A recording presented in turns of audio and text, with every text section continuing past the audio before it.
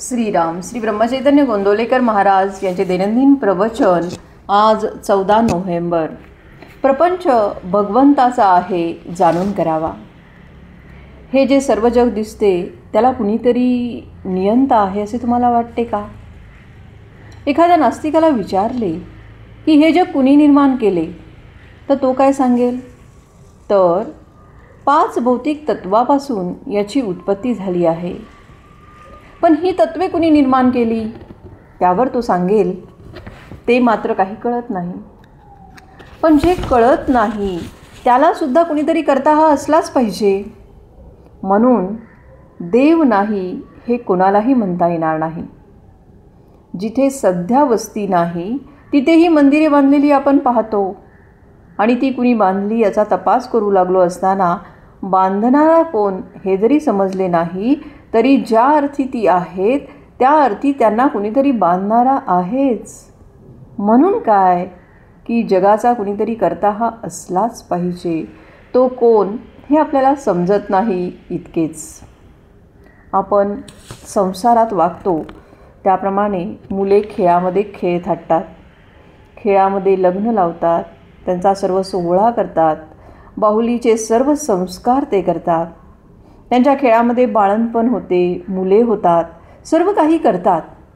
पण त्यांना कुणी घरामध्ये हाक मारली म्हणजे खेळ टाकून तशीच ती धावतात. त्यावेळेस मूल तिथे रडेल वगैरेची काळजी त्यांना राहत नाही. असेच आपण संसारामध्ये वागावे.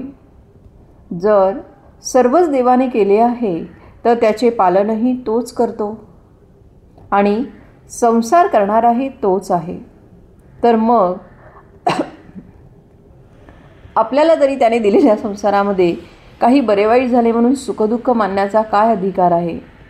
समजा आपण एक घर भाड्याने घेतले आहे, त्याचे आपण बरीच वर्षे भाडे भरतो आहे. पुढे जर आपण असं म्हटलं की घर माझेच आहे तर तो मालक ऐकेल का? तो काहीही उपायाने आपल्याला घरातून काढून लावेल की नाही?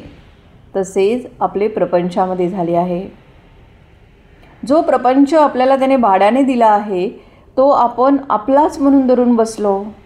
परंतु त्याला वाटेल तेव्हा आपल्याला काढून लावता येणे शक्य असतानासुद्धा आपण तो आपला म्हणून कसे म्हणावे? तर तो त्याचा आहे असे समजून वागावे.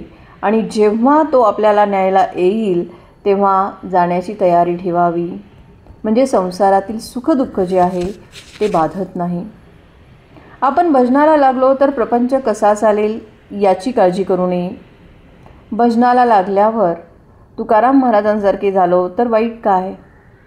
बरे, तसे न झाले तर प्रपंच चालूच आहे. प्रपंचामध्ये नुसते रडत बसण्यापेक्षा आनंदाने रामनामामध्ये राहूया. सर्व हवाला रामावर ठेवून थोडे दिवस तरी राहून पहा. मन खास चिंतारहित होईल, पुढे निष्ठा उत्पन्न होईल. आजचे बोधवचन. हे सर्व विश्व अखिल प्रपंच ईश्वराचा आहे. प्रपंच ज्याचा आहे त्यास तो देऊन टाकावा आणि आपण मोकळे व्हावे. जय जय रघुवीर समर्थ.